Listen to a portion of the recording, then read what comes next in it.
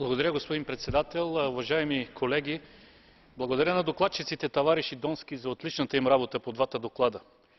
Правата на човека трябва да бъдат поставени в центъра на всички политики на Европейския съюз и държавите членки, както и в основата на всички международни споразумения и по-специално тези, отнасящи се до търговията.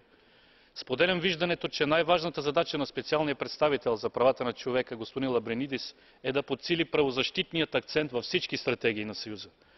Въпреки че има множество инструменти в областта на правата на човека и демокрацията, налице са редица фактори, които пречат на ефективното прилагане на тези политики.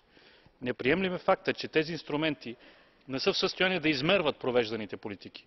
Поради тази причина смятам, че арабската пролет и опитът, натрупан с държавите от източното партньорство, показват необходимостта от реорганизиране на политиката за съседство, така че да се даде по-голям приоритет на политическия диалог с неправителствените организации, с правозащитници, синдикати, медии, които са важен фактор за процесите на демократизация и преход.